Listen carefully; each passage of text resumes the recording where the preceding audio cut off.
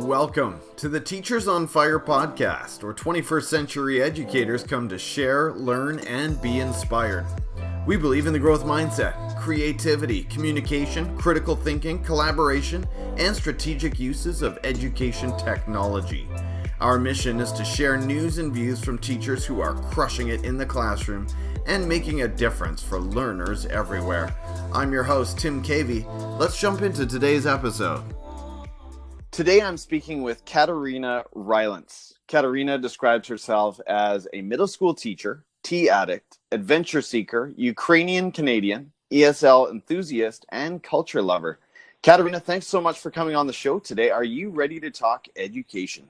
Oh, yes, absolutely. Thank you so much for having me. Well, it's my pleasure, and I'm looking forward to chatting more and hearing about the secrets to surviving teaching. Oh, I'm so Why excited.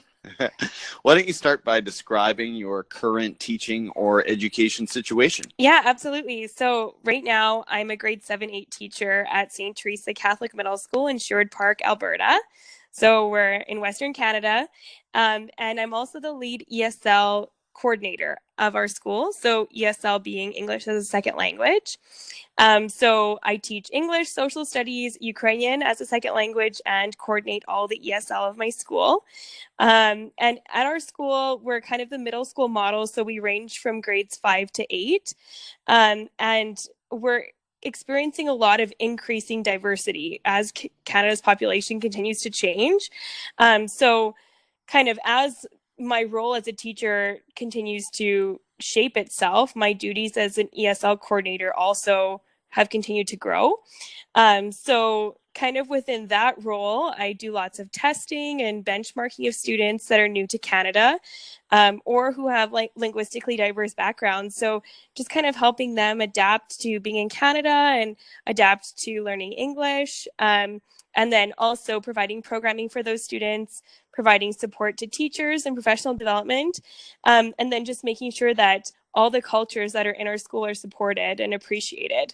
So I kind of I wear many hats in my school, but it's super awesome to be able to share what I love with them. Well, you are definitely the linguist master, and Yeah. I think you're wearing a lot of hats there, but it sounds really exciting, and it sounds like it really meets a lot of your personal passions. Tell us about a low moment that you faced in your teaching or education career and how you overcame it. And yeah, I'm looking forward to hearing from a newer teacher. It seems like that year was a long time ago for me, but how are things going? And yeah, do you have a good story for us? Yeah, so right now I'm in my second year. So definitely the first few years have been insane. So when I think about a low moment, it's hard for me to pinpoint one. But in my first year of teaching, I created my blog, which is survivingteaching.org. And kind of having that blog really helped me anchor those rough moments and kind of keep positive. Because as we all know, teaching can be crazy no matter what day we have. Oh, yeah. And so kind of the way that it anchored me was kind of forcing me to look at all the amazing things that being a new teacher embodied. So I blogged about cool lessons I did, resources, funny moments, like terrible moments that ended up being awesome stories. And I feel like that kind of turned those difficult moments into awesome experiences. Okay. So it's hard for me to kind of pinpoint one of them, but I think that the lowest teaching moments that I can think of, and I'm sure lots of teachers can relate to this, is generally when people feel like you didn't believe in yourself or somebody didn't believe in you. And teaching is hard no matter what anybody says. And I think that the most important thing is that teachers have to support each other. And that's kind of how we overcome those hard days, is by knowing that we're all on the same team. So I'm still kind of navigating my way through those hard days, like I think all teachers are. But yeah, definitely just trying to keep motivated is how I get through it. Well, I love how you sort of point back to collaboration between colleagues as sort of the secret power that gets us through. And I think you're absolutely right. What excites you, Caterina, about education today? This might be a big picture idea or something you're doing right there in your practice. Yeah, so I think specifically in my role, what's really exciting and awesome for me is that these people that are coming to Canada are laying new foundations for themselves in our country. Not only kind of creating a new future for themselves, but also they're going to contribute to shaping our country and our society. And I think definitely that's big picture stuff, and why I'm so motivated and so excited, because the ability to kind of blend all these awesome cultures and awesome different ways that people do things all over the world into kind of one mosaic that we have is amazing. And I think education is what's kind of driving that. Well, that is beautifully put, and I really appreciate sort of the value that you put in cultural diversity and just that vision of where it's all going, right, in terms of shaping our country. Yeah, thanks. I think, by the way, for our American listeners, it's a very similar dynamic. And on both sides of the border, our country's demographics are changing, right, every year. Absolutely. And we know about the sort of the inverted population pyramid, the fact it's not that basically just in economic terms, we need these immigrant communities in order to have a viable future. So yeah, for sure. Outside of education, Caterina, what's another area of passion and learning for you? Tell us why this area interests you and why you enjoy it. Yeah, so this might be pretty obvious, but I love learning new languages and new cultures. And I think that comes from like a bunch of different passions of mine, but traveling is definitely one. So kind of meeting new people, learning about their culture, kind of seeing where they come from is huge for me. Right now, I like to say I speak 3.5 languages because I'm still learning, but kind of language and being a second language learner myself is kind of another passion. But kind of all of those together, being Ukrainian Canadian, I cultural dance. So being a Ukrainian folk dancer is huge. Kind of having that strong heritage in my background, I think is like a whole entity passion in itself. And I think that all those things together kind of contribute to what I bring to the table as a teacher. But it's definitely what's driving me and other elements of my life. You are amazing. I can't believe you speak 3.5 languages and you're still learning. So That is inspiring. Share about a personal habit, Caterina, that contributes to your success, and the weirder, the better.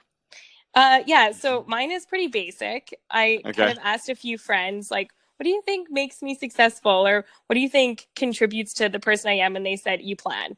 And I think that anybody that you ask me, I have like 10 lists on the go all the time. And I'm always goal setting.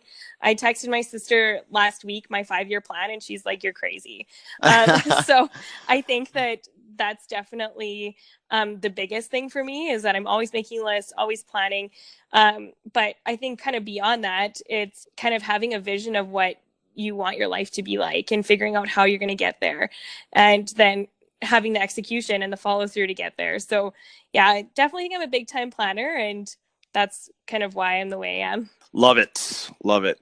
We're moving into some rapid fire recommendations. Okay. So give us your top picks. First of all, tell us about an education leader that we should be following on Twitter and explain why. Okay, George Couros, he's amazing. He is always sharing edtech tools and ideas, but also trying to connect teachers. And he has an amazing book, Innovator's Mindset. If you haven't read it, you have to do it. He is he not just a nonstop flow of inspiration? Oh, yeah, absolutely. And he's from my city. So that's also exciting. Amazing, like hometown power to Alberta. Right. So yeah, he's amazing. It's like never ending motivation from him. I just can't believe that he comes up. I think he comes up with a new blog post every day. Oh, I know. It's amazing. Dude, point us to an edtech tool next that you currently love using in your classroom or your day-to-day work. Yeah. So I think one of my favorites is called Pen Pal Schools. It's a must if you haven't ever tried it, but it practices so many awesome things like digital literacy, how to talk to somebody online properly, communication, how to talk about difficult topics with somebody. So yeah, it's just amazing. All right. Next, recommend a book, one that you've been reading lately or one of your all-time faves, and tell us why you recommend it. And you've already mentioned Innovator's Mindset. Is there another one that you recommend? So another one that I love is Teach Like a Pirate, and it's by Dave Burgess. I recently saw Dave Burgess live, and he is just amazing. His kind of take on student engagement is to teach like a pirate, kind of turn all your curriculum content, everything into pirate treasure. And just his take on it is so unique and raw because he's a teacher in the classroom right now. So it's definitely a must. Well, I saw some of what you were posting there, what you were tweeting from that conference, and he looks like a lot of fun. Last question, what are you watching on Netflix right now? So right now on Netflix, I'm watching Timeless. If you haven't watched it, it's essentially about people traveling back in time, and the history buff in me just geeks out every time. So if you have a chance to watch it, do it, but beware, you might get hooked. Timeless. I will take a look for that. Yeah. Caterina, this has been awesome. I really, really like your energy and your ideas, your passion for education, and I just hope that continues. We'll be following along on the blog. And speaking of that, what are the best ways for the listeners to follow you? Yeah, so you can get a hold of me in a lot of ways. On Twitter, you can follow me at Caterina Rylance. Instagram, I'm at miss.rylance.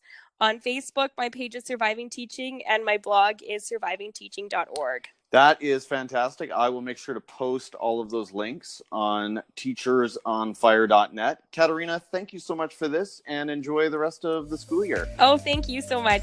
Thanks for listening to this episode of Teachers on Fire, where teachers come to share, learn, and be inspired. Please subscribe to the podcast, leave us a review on iTunes, and follow us on Twitter at Teachers on Fire. I'm your host, Tim Cavey, saying goodbye for now, and we'll catch you next time, right here on the Teachers on Fire podcast.